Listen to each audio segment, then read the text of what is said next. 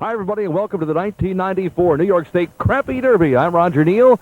We're proud to be here today to be a part of all the festivities as hundreds of people have turned out for the biggest winter fishing event in the region.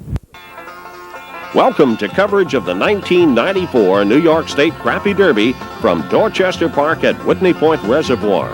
This event brings ice fishermen into the area from all over the Northeast. There are 28 individual 15-minute derbies within the day-long event. Each derby has one winner determined by length of the fish caught. At the end of the day, one overall champion is crowned. Traveled as far as hundreds of miles to partake in the derby, the 21st annual event, braving water on the ice from a mild Friday afternoon and snow flurries and gusty winds. But they're here to have fun and participate in the derby. Let's take a look at the action as lots of folks were on hand for the start of things officially at 8 in the morning. We are now officially starting Derby number 1. If you have any fish already, bring them in. We will measure. Co-chairman of the event is Dave Hughes, and Dave was instrumental in the founding of the Crappie Derby. Dave, tell us about the history of the event. When did it start, and how did you get the idea to come up with a tournament like this? Well, in January of 1974, as I recall it, myself and another club member had a successful day fishing up here on a Saturday. It was really great. Back then, it was no trouble at all to fill a 5-gallon pail with these things.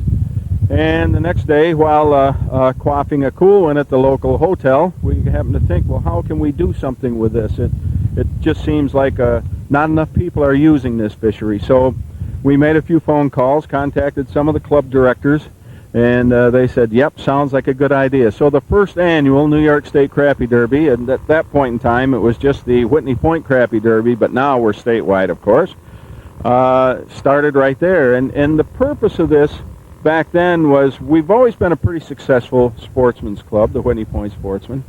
And we're successful because the community supports our breakfast, they support our trap shoots, they support our raffles, and we wanted to give something back to the community. So, well, Dave Jones is in charge of coordinating the pancake breakfast, and Dave, you guys have been awfully busy here. Yes, we have. I think this is one of the busiest years we've had in about the past 15 years. We're looking at a jam-packed crowd here, and this has been going like this, people tell us, since 5 this morning. Yes, it has, since 5 o'clock. I had to grill myself for the last 3 hours, and I had to take a break. I was tired of standing there. It's great. I love it. How many volunteers help out with the actual pancake breakfast itself? I have about 20 that are helping me out. So a lot of people are combining to make this a great way to start the 1994 New York State Crappie Derby. 1993 produced a beautiful trophy winner in the Crappie Derby, and my goodness, you got to be awfully happy with the prize that you got last year. It's beautiful fish. I never expected to get it. I got it on Swedish Pimple, 23rd Derby, and it's great. Do you fish here at the reservoir often? Is this something that you do a lot? It's the 4th time that I've been up, but my boys have come up 8 years in a row. But what about yourself? Are you from this area, immediate area? No, Walworth, New York. Which is east of Rochester, about 12 miles, 14 miles. So you make about a 200-plus mile trip to come here? To come here. I would assume after winning it last year, you're going to return for a few years. We'll be here till we can't come no more. Oh, you guys are having good success. We see a lot of fish here in your bucket. What kind of bait are you using? Well, we're using a minnow, but it's hooked on with a small, what they call a teardrop or dot lure. So it's a combination of the lure and the live minnow. Plus we have a little secret. Every fisherman's got to have a secret. We've been putting crackers and a little fish formula on the top of the hole. That filters down, I think it's drawing the bait fish in. And that seems to work well for us. So you can see all the crumbs on top of the water. That soaks up that fish formula, and then it starts to fall down through and draws in the bait fish. Interesting. Have you used the formula much before? Oh yeah, we use it a lot in open. We do a lot of tournament fishing for bass in the summer, and we use it all the time. There we're not allowed to use live bait, so that's a good substitute for live bait. And you've got some good-sized fish in here. My goodness, what would you say the largest one is so far? I've got a couple there probably around 12 inches, 13 inches maybe. So yeah, it's been fun, and it's a good social event. I'm very pleased with Broome County Parks and Whitney Point Sportsmen for putting this on. It's a real good event. This is a unique way to try to beat the winter, the snow we're having here, and the flurries and cold weather. Tell us about the cover that you use for ice fishing. Yeah, this was designed by a guy out in Minnesota. gets, and we purchase it from him, and it's real nice. We've tried building them over the years, and there's no way you can make something that's this easy to work with. You can stay dry and relatively toasty here with some heat that you can put underneath. Yeah, you just use a lantern and close it right up, and it stays warm. Matter of fact, this is all I've got on right now, and you see everybody else is really bundled up. So it works real fine. So far, comparing the fishing to other years, how have you found it? It's a lot better since they've put the limit on and the size limit. The fish are a lot better and bigger. So it seems to be in the right direction that they're going. Looks to me like it could be a record turnout also. Yeah, they do. Whitney Point does a real good job putting it on, and with Broome County Parks, they do a nice job. People are keeping busy on the ice, both fishing and doing some work too. We're joined by Alan Sweet, who has been busy augering holes in the ice. Alan, you've been a busy man this morning. Yeah, I have. I've been here about 2.5 hours, and I've already done about 60 holes. How deep would you say the ice is for the most part that you've encountered? Anywhere from 12 to 14 inches. And with that auger, you can make some good time here. Do you do a lot of ice fishing yourself? Yes, I do. Okay. The auger is 8 inches wide. It's driven by this on switch, off switch. All you have to do is pull the trigger and hold on, and you're off.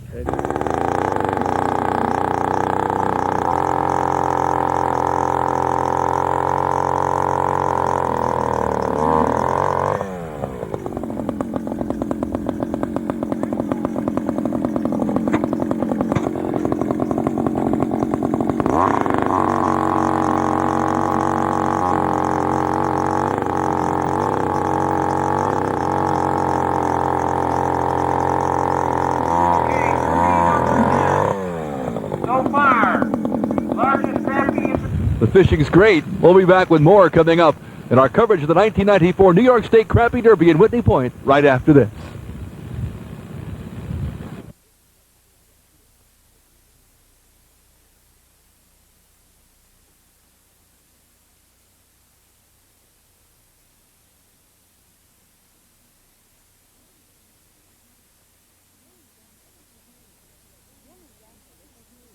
So you want to go fishing in the Crappie Derby.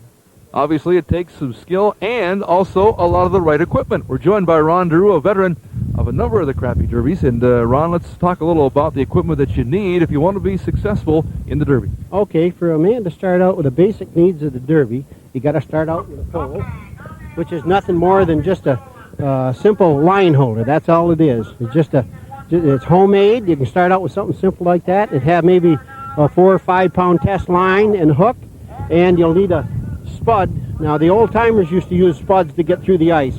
We now have the modern augers, the double bitted augers that go through the ice much better than what the old spud do. And of course you need a bucket to put your fish in, and you need your minnow pail if you're going to fish with minnows. And really that's the basic needs of a person to get started, what he's going to need to get started. Now, if you want to go to something a little more elaborate, then you go to the auger, and this is a double-bladed auger, and this really goes through the ice fine, and this will cost probably anywhere from $35 to maybe $45. And then you can go to the easiest way to carry all your gear is with a sled, and you can see this one is quite elaborate because it's taken me about 20 years to perfect this one. And on one side you can see I keep my various type of poles, I keep my fishing box, I've got a place to put my minnow bucket on, it's strapped on the front. On the other side over here, you can see that I've also got a spot where I can keep all my tip-ups. Now tip-up, here's what the tip-up looks like, and it's nothing more than an apparatus that you drop the line down, the fish pulls on the line, and it flips the flag, and that's basically what a tip-up amounts to. And you're allowed to have 6 of these.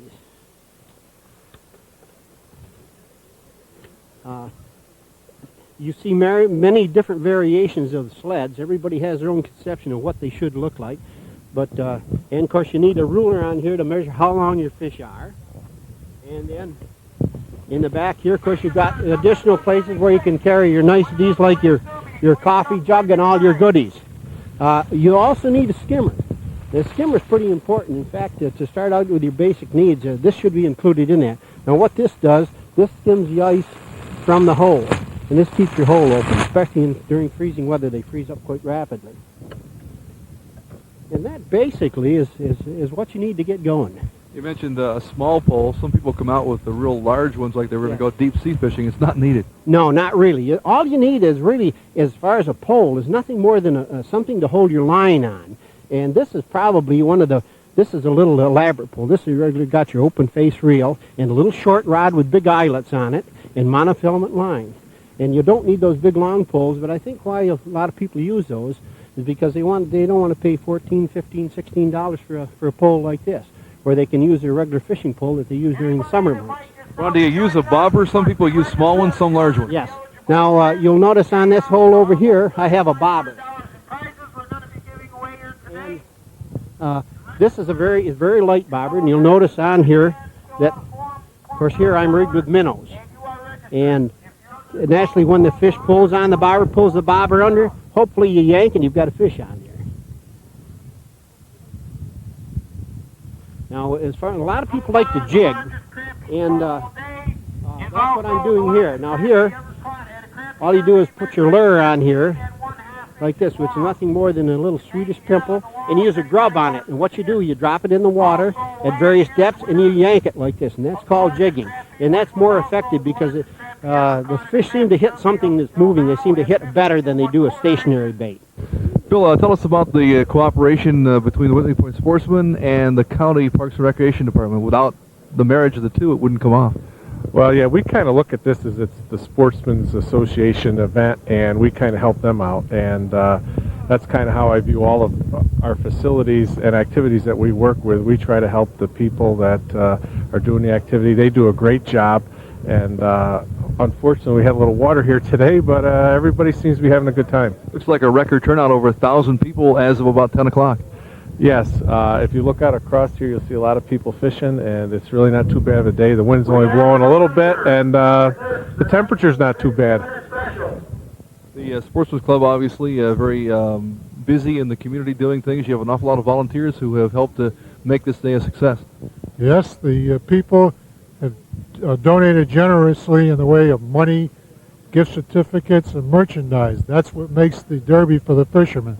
All of that, everything is given to the fishermen by the way of prizes. The club then comes in and does other things to raise the cost to pay for the expenses, such as the porta-johns, the PA system, that sort of thing. We do that through the raffles and the food concession. What about the Sportsman's Club itself? How many members do you have? We have, in the neighborhood, about 65 members. And they're all paid up, and from the looks of things, we got a good turnout today. One of the great things about the Crappie Derby is that it's for people of all ages, from people who are retired all the way to the very young. You said you haven't won a prize. Have you been fishing? You haven't been fishing. Have you been eating? We'll give you a prize for eating a hamburger, okay? Thank you. Thank you. We got it. How about you? You haven't won anything either? Nope. How about some lures? There's a lure and some plastic worms. How's that? They'll work. They'll catch a fish, okay?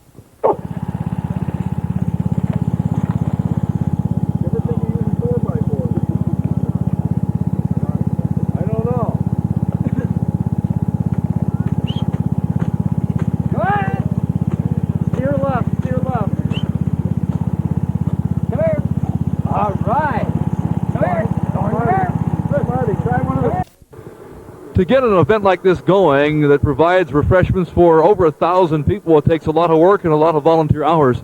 We're joined by Tony Kerensky, who is coordinating the concessions for the Crappie Derby. And Tony, this takes an awful lot of work, not just on the day of the event, but beforehand. Right, we have to make chili and all of the refreshments beforehand, get all the grills and everything prepared. The biggest thing is to keep everything warm with this cold weather and this wind out here. And that takes a lot of effort and a lot of time ahead of time. And of course, you have to build a protective area too, and you've got some plastic covering here to keep the wind away. Yeah, we put this up yesterday, and this helps us a lot. It also allows us to keep the grills going and the gas fires going a lot. We cook about 500 hamburgers and probably about 500 hot dogs. We go through about 15 to 20 gallons of hot chocolate and coffee, and we also go through about 10 gallons of clam chowder. And the chili is great. Thank you. I'm glad you enjoy it. That's the biggest part, is keeping everything warm, keeping it really nice and comfortable so the people can enjoy it at the same time. Because you never know when the people are going to come in to eat in this thing. We started at 5:30 this morning, so it's a long day. It's a long day, but it's one that's great for the Sportsman's Club because the concessions go to help benefit the Sportsman's Club. Right, all of the money goes into whatever it goes into. We have to pay for the porta-johns and the speaker system and everything. We make hardly anything on the Derby. It's just for the people to get out and enjoy their winter day when everybody's cooped up in their homes. Tony, how many people would you say actually help and volunteer their time here with the concessions at the Derby? We have about 20 people working on the ice. We have about 20 people set up the day before, and about 20 people take down at the end of the day, clean up everything and put everything away. So we're involved with about 40 to 60 people. Tony Kerensky, one of the busy volunteers here at the 1994 New York State Crappie Derby. We're here today to get information on growth rates and general health of the fish population, particularly the crappie. And when we're here, we're taking lengths and weights off the fish, and we'll take scales from the fish to determine the age. And with those scales, we can see whether, with the age, we can tell whether they're growing fast or slow. Otto Hemmingson is co-chairman of the Crappie Derby, and Otto, this looks like one of the most successful in history. It is. It's one of the largest crowds of registered fishermen we've ever had. And everybody seems to be catching good-sized fish today. You've been helping out a good bit here in the concession area, and a banner year for this, too, because of the cold weather. Lots of people looking for that chili. That's right. The chili sold good, chowder sold good, we're out of hamburgers. It's been a good day for the concession stand. The volunteers make this all happen. Obviously, the Sportsman's Club coming together with the Broome County Parks and Recreation Department, and it's quite a combination. It kind of gives people a little break from what has been an awfully long winter. That's right.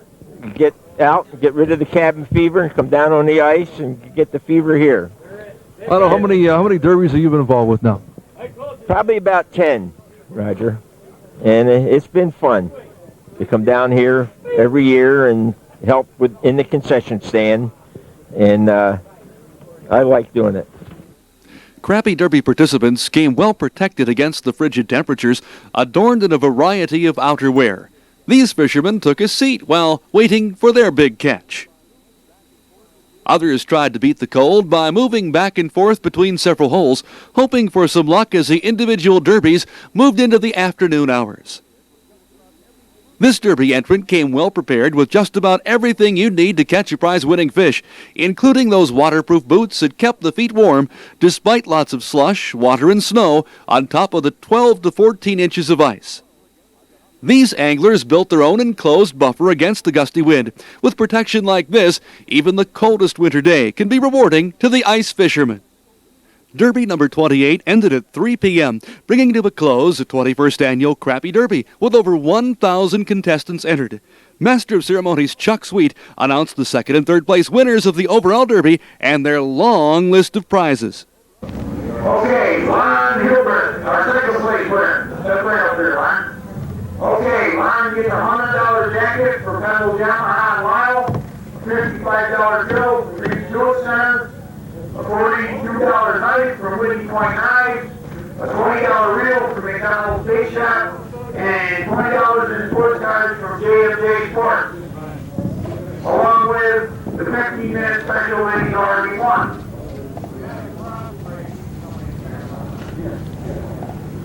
There's the reel, the knife, which was custom made, by the way. Okay. Whitney Point Knives. $100 there. Just look at that. From Pendle's Gala. It's warm and scratch the right side.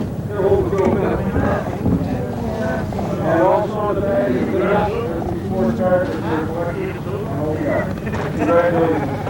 Thank you very much. You hope you have a good time. All right. Okay, third place.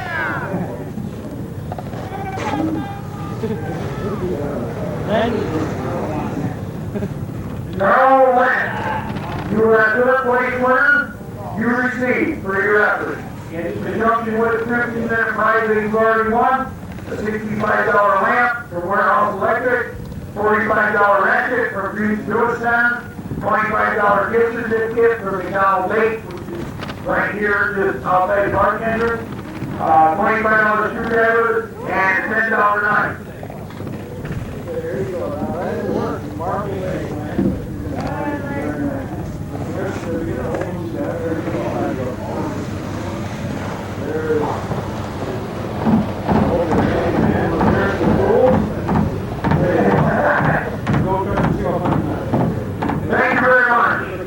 Coming up, we'll talk with the 1994 Crappie Derby champion.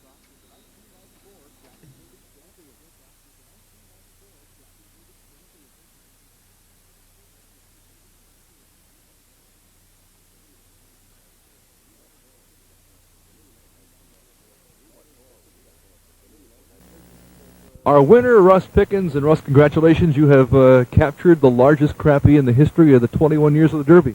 Oh, thank you very much. Tell us what you caught the fish on. Minnows. Minnows? Yeah. And did you use them all day? Anything else? Oh, no, just minnows all day. And you said you had a pretty good day. Aside from this, you caught a lot of fish. Yeah, we had about 30 more. All right. And you said, this is the second time you fished here? Yeah, this is the second year. I look forward to seeing you back to defend your title. Congratulations. Oh, yeah. Thank you very much. All right. Russ Pickens, our tournament champion. Dave Hughes, co-chairman of the event. A success, over 1,000 people here, and a great day for fishing. Oh, Mother Nature cooperated very, very much. It was just a super day. Everybody had a good time, and that's what we're really looking for. Everybody to have fun, and they certainly did today. It was a great day for the Derby. It was a great day for the Derby indeed. We want to thank you for joining us. For all of us here, that's it from the 1994 New York State Crappie Derby. We're going fishing.